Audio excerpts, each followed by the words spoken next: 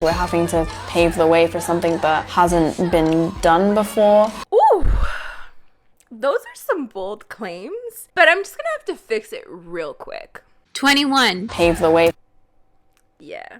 땡땡 Hi, welcome. So, do you guys remember Kaachi, UK's first K-pop group? Which still never ceases to not make sense. Anyways, they have a documentary coming out on Channel 4. And the first episode has caused a little bit of buzz because it features Oli London. Now, I admit my curiosity was piqued. Coco appeared in Lundy Allen's Mirror Mirror music video.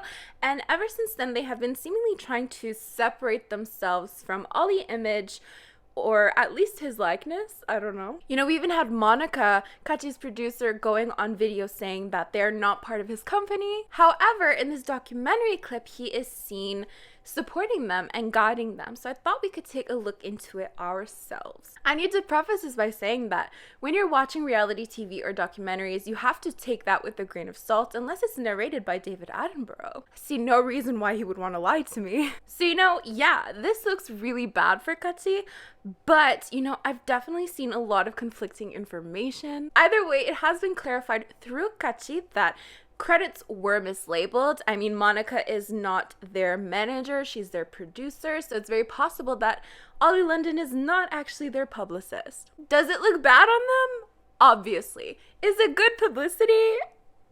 Obviously. And as much as I say that reality TV can splice things together, I mean, they obviously couldn't just make Oli London appear out of thin air. He was obviously present during the filming, at least for a part of it. But anyways, I thought we could take a look at it together. Kind of like a reaction, but not a reaction because we're only using 5-second clips so that no one can come for me. I know there's a Blackpink clip in there somewhere, so if it's not Kaachi or Channel 4, you know it's going to be YG. Not today, Satan. Actually, I want to stop you right there to remind you to subscribe and hit that bell before I pull a 21 on you guys. Kaachi is the UK's first K-pop girl group. It's Kaachi! Oh my god! Who said that? Literally, who said that? That does not sound like the original audio. It's Kaachi. That was a different voice. Am I wrong? Also, for those of you who saw Johnny's cover of Your Turn, what percentage of you guys are disappointed that he didn't say, "It's Johnny"? Thinking back to that TikTok. It's Johnny! K-pop is normally artists from Korea or neighboring countries like China or Japan. Oh, we're starting off strong with Oli London right away, not even like the first 15 seconds. Why does he sound like he's writing a report, like, and a bad one at that? Neighboring countries like China and Japan. We're having to pave the way for something that hasn't been done before. Ooh, those are some bold claims, but I'm just gonna have to fix it real quick. 21. Pave the way. Yeah, much better. So, like, I just feel like K-pop is so humble. I'm too rich to compete. Like, first of all, it's already controversial to even say BTS paved the way. They are currently paving the way. I'm really anal about that. You know, Girls' Generation 21 paved the way. Yeah, I do have a 10-year beef with Shindong from Super Junior, but you know what? I can admit that they kind of paved the way a little bit. To say that the, you know, past tense paved the way is a little odd because they are still active. So in my head, they're kind of paving the way. But to give them that title of having paved the way, maybe this is just some prescriptive grammar elitist bullshit. I should shut up. Maybe dude, it's just 24 hours to go from this to this. Okay, go watch my video on how Kaachi got everything wrong. Again, this isn't a hate video. I need to be shady. It's the only joy I get out of life. I have a sad life. The lack of preparation is strong. We stand. It's quite a new idea, a mixture of British and Korean. Okay, so here's the thing. Another like little nitpicky thing. I don't agree that it's a new concept. Like bringing European people into K-pop is definitely not a new concept. And actually, the fact that they have Oli London in this documentary is kind of just a bit counterintuitive. No, there's another word. It's kind of showing the opposite of what they're saying because they're like, we're creating a new concept of like this UK K-pop. But I can't believe I'm about to say this, but technically technically, didn't Oli London technically pave the way for K-pop in the UK? I can't believe I just said that, but I mean, I don't know. In the Korean industry, it is very, very manufactured. They're trained for years. They are told, this is your image. Oh my god! This is not going to help their case for being Blackpink antis, and we already debunked that they're not Blackpink antis, but Kaachi is not in charge of the editing of this, but oh my god, having someone say that K-pop is manufactured and then simultaneously playing a clip of Blackpink's as if it's your last and showcasing Jennie! Jokes aside, I do want to talk about something a little bit more serious, and that is the fact when people bring up that K-pop is so manufactured, because there is just a certain level of problematic within that statement itself. And I've been guilty of kind of alluding to this in the past as well. And I've decided to step away from that way of thinking for a variety of reasons, and I will explain them to you. A statement like that kind of paints K-pop as being more manufactured than, say, anything else, right? So you're putting K-pop on this pedestal and saying, this is more manufactured than, let's say, Western music. And that in and of itself doesn't acknowledge the fact that literally everything is highly manufactured. Everything is highly thought out, highly planned out in advance to give this idea of perfection. And Western music is not above that. Western influencers are not above that. If you think of the likes of like Kylie Jenner and Kim Kardashian, I mean, their pre-debut photos definitely look a lot different, right? You know, their skin tones are manufactured, their body shapes are manufactured. Everything is so highly manufactured because in this society, and this is not exclusive to Korea, you need to sell the idea of perfection, but K-pop just does it in a different way. So because it's done in a different way, I feel like people are so quick to stigmatize it. It's done in groups, it's done with a lot more training, but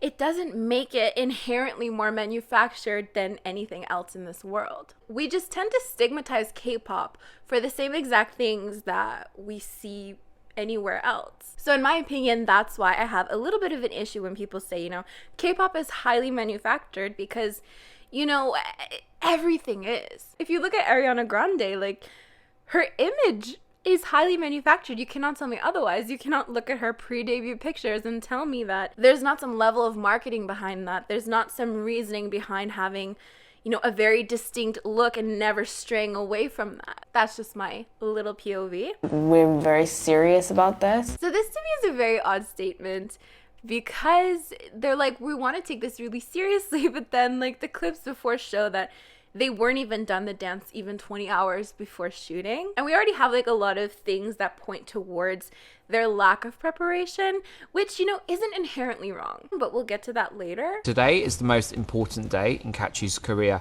They've been working so hard.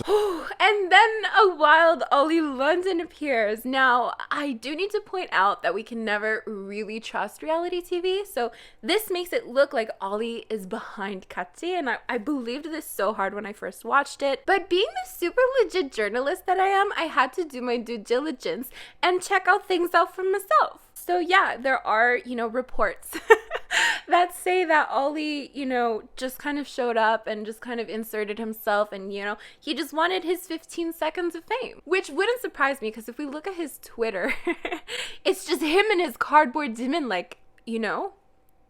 But I mean, obviously he was there. Obviously they can't quite I mean, the ethics of video editing, you can edit things to make it seem like it's not what it is, but ethically it would cross a lot of lines to like actually edit someone into the frame that isn't actually there. So he was physically there. I mean, there's no getting around that. But his relation to Kaachi is a little bit questionable.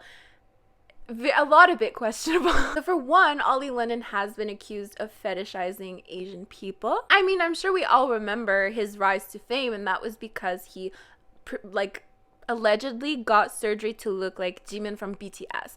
Now, I say allegedly because I did see a video from Charlisa Moy. Like, it has an accent, but I still don't know how to pronounce it. And she kind of debunks this as a lie, basically saying that, you know, he went in to get these surgeries to kind of imitate Jimin's features, but at the end, really none of Jimin's features were actually attained. So I thought it was like a very informational video. Informative. But I digress. But you know, the backlash from being associated with Oli London is huge. I mean, he is a troll. He's like the biggest troll. And he's elitist. But you know, I once jokingly tweeted this picture that was showing Oli London's support for 22, my K-pop YouTuber group. Oh my... Is this life imitating art? No, art imitating life? I'm getting scared with my own level of intuition. I predicted Kaachi was a thing, technically, way back in the day. I predicted Oli London would be supporting a Koreaboo group. What the f?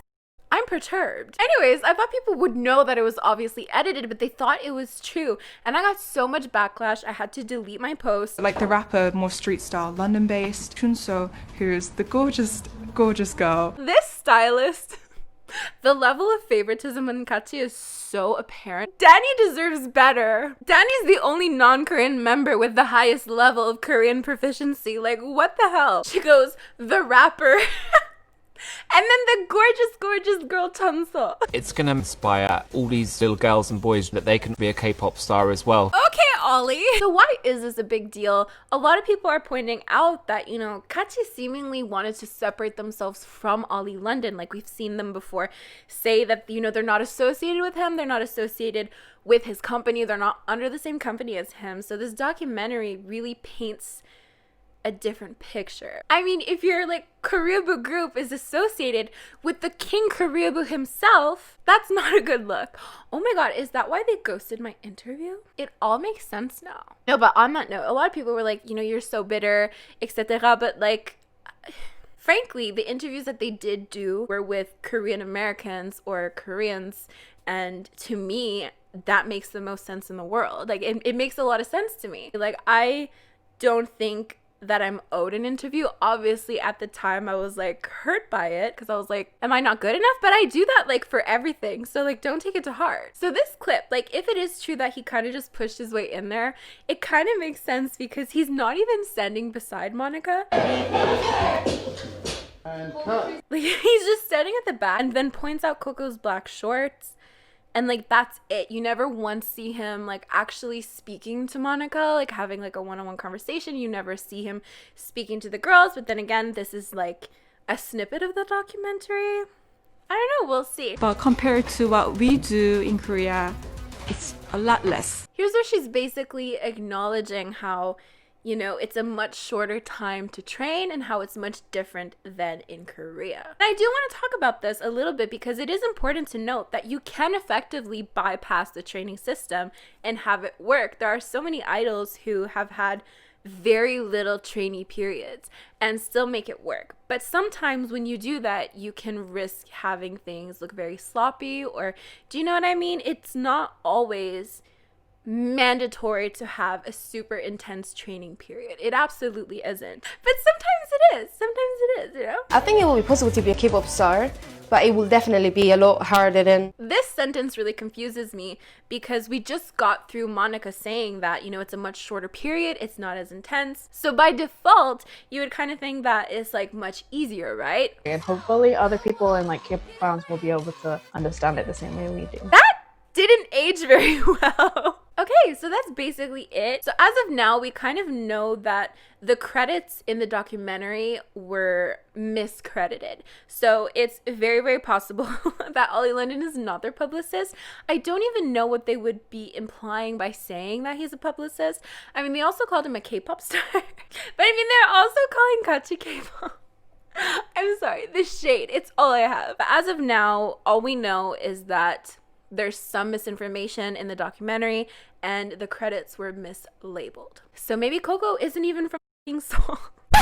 So yeah, that's basically it. I hope you enjoyed this video. If you want me to do more videos like this where we kind of react to things together, let me know. Or if it should just go on my second channel, you want nothing to do with this. Don't forget to subscribe, like, comment, and share this video with friends you don't have. You can also follow me on Instagram and my second channel. And since you made it this far, you might as well click on another one of my videos if you want more Kaachi content. I have a fucking playlist. What has my channel become? I'm both appalled and confused. Anyways, I will see you guys next time.